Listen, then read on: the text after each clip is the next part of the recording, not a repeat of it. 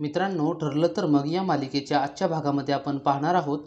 सुरुवातीला अर्जुनच्या ऑफिसमध्ये बऱ्याच लोकांनी येऊन फारच गोंधळ घातलेला असतो. चैतन्य आणि अर्जुन दोघे पण त्या लोकांना थांबवण्याचा प्रयत्न करत असतात. पण ती माणसे त्यांना त्रास देण्याच्या हेतूने आलेली असल्यामुळे थांबण्याचं नाव काही घेत नसतात. अर्जुन मग एका माणसाला रागाने मारू लागतो. आता मग या सगळ्या कालव्यामध्ये एक माणूस अर्जुनला चप्पल फेकून मारणार असतो आणि मग त्यांनी चप्पल फेकून मारल्यावर सायली ती चप्पल हातामध्ये पकडते. सायली बोलते की आता तुमचं हे सगळं नाटक थांबवा. काय चालवलंय तुम्ही हे सगळं? तो माणूस मग बोलतो की आम्ही सगळेजण इथे न्याय करायला आलो आहोत. सायली बोलते की तुम्ही हायकोर्ट आहात की पोलीस आहात न्याय करायला?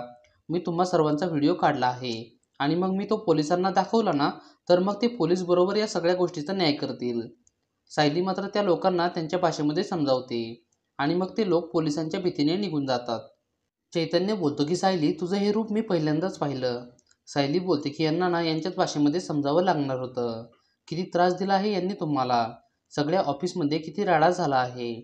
सर, तुम्ही एक काम करा, स्टाफला पण यामुळे फारच त्रास झाला आहे, त्यांना थोडे दिवस सुट्टी द्या.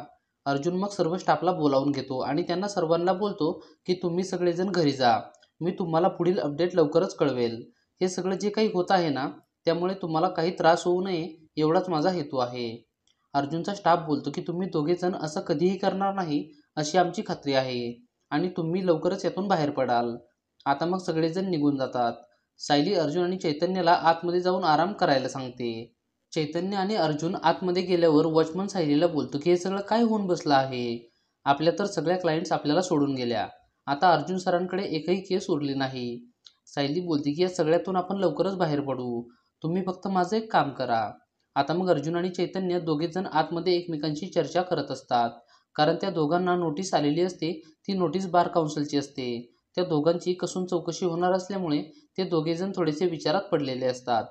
चैतन्य मात्र साक्षीवर प्रचंड रागावलेला असतो आणि अर्जुन मात्र फार घाबरलेला असतो. आता मग त्या दोघांकडे एकही केस शिल्लक राहिलेली नसते. या सगळ्यामुळे अर्जुन फारच चिंताग्रस्त होऊन बसलेला असतो. इतक्यात मग सायली आतमध्ये येते आणि ती बोलते की तुमच्याकडे अजून एक केस शिल्लक आहे. मधुभाऊ वात्सल्य आश्रम केस. माझा तुमच्यावर पूर्ण विश्वास आहे. तुम्ही कधीच खोटं वागू शकत नाही. सायली असं बोलल्यावर अर्जुनला जरा धीर येतो आणि मग सायली बोलते की आता आपण तिघे मिळून त्या साक्षीचा सामना करायचा.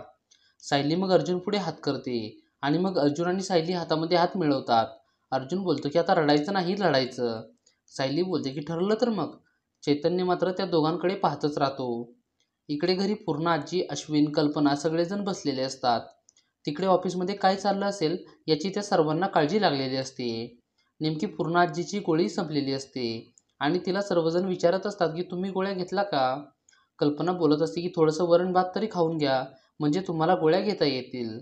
पण नेमकी महत्त्वाची गोळी संपलेली असल्यामुळे अश्विन बोलतो की मी लगेच जाऊन गोळी घेऊन येतो, कारण ती फार महत्त्वाची आहे. अश्विन मग गोळी आणायला जाणार असतो आणि तो हेल्मेट घेऊन गाडीकडे जाऊ लागतो. तो गाडीवर बसून निघणारच इतक्यात त्याला दोन माणसे लांबून दगड मारतात. अश्विनच्या कपाळावर दगड लागतो आणि त्याच्या कपाळातून रक्त येऊ लागतं. त्याला काही सुचत नाही. ती माणसे तेथून पळ काढतात.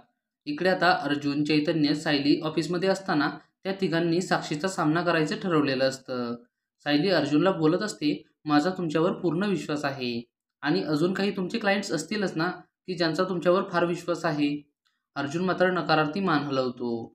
इतक्यात मग रविराज येतो आणि बोलतो की माझा मात्र नक्की तुझ्यावर विश्वास आहे. रविराजला पाहून अर्जुन आणि चैतन्य दोघे पण फार खुश होतात.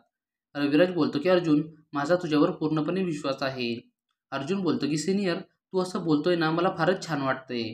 रविराज मग त्या दोघांना बसायला सांगतो. तो बोलतो की माझा पण त्या साक्षी आणि महिपतवर पहिला विश्वास होता, पण आता मी त्यांना चांगलं ओळखायला लागलो आहे. मी त्या साक्षीची प्रेस कॉन्फरन्स बघितली. ती फारच नाटकी आणि डेंजरस मुलगी आहे. पण या सगळ्यातून आपण नक्कीच बाहेर पडू. चैतन्य बोलतो की रविराज सर, तुम्ही आम्हाला यामध्ये मदत करणार ना? रविराज बोलतो की माझ्या 2 ज्युनियरवर खोटे पुरावे दाखल केल्याचा आरोप आला आहे. तो मी कसा सिद्ध होऊ देईल? मी नेहमीच तुमच्या पाठीशी असणार आहे. पण एक गोष्ट मात्र वेगळी झाली आहे. तुम्हाला ती नोटीस आली आहे ना, बार काउन्सिलची? अर्जुन बोलतो की हो. रविराज बोलतो की त्या माणसांबरोबर आता मी बाहेर बोललो आहे. ते तुमची सनद बंद करायची असं बोलत होते. पण मी त्यांना बोललो की ते दोघे पण फारच प्रतिष्ठित वकील आहेत आणि त्यांच्या विरोधात अजून कोणताही पुरावा सिद्ध झालेला नाही. म्हणून त्यांनी माझं ऐकून घेतलं आहे. या बार काउन्सिलमुळे तुमच्या दोघांची कसून चौकशी करण्यात येऊ शकते, पण तुम्ही दोघे पण काळजी करू नका, मी नेहमी तुमच्या बरोबर आहे. इकडे साक्षी मात्र त्या वकिलाला फार पैसे ऑफर करते आणि मग ती त्या वकिलाला बोलते की यावेळेस मात्र मी अर्जुन आणि चैतन्यला फार डेंजरस अडकवलं आहे. ते दोघे पण यातून सुटता कामा नयेत आणि माझ्या अण्णांना बाहेर काढण्याची जबाबदारी तुझी. अण्णा या सगळ्यामध्ये बाहेर आलेच पाहिजेत. वकील बोलतो की अण्णा यावेळेस नक्कीच बाहेर येतील. मी 100% त्यांना बाहेर काढण्याचा प्रयत्न करेन.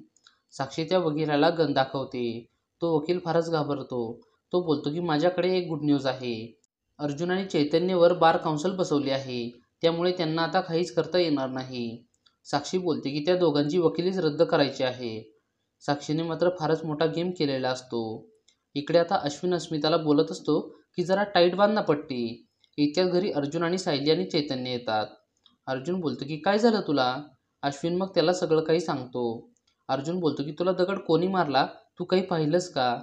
अश्विन बोलतो की नाही रे, मला काहीच समजत नाही. पण ते जाऊ दे, ऑफिसमध्ये काय झालं? अर्जुन मात्र फारच नाराज झालेला असतो. तो काहीच बोलण्याच्या मूडमध्ये नसतो. पूर्णाजी बोलते की सगळं काही ठीक आहे ना रे बाबा? आणि इतक्यात एपिसोड संपतो. मित्रांनो, आता पुढील भाग हा फारच मनोरंजक होणार आहे. पुढील भाग पाहण्यासाठी व्हिडिओला लाईक करा आणि चॅनेलला सबस्क्राईब करून आम्हाला थोडासा सपोर्ट करा. धन्यवाद.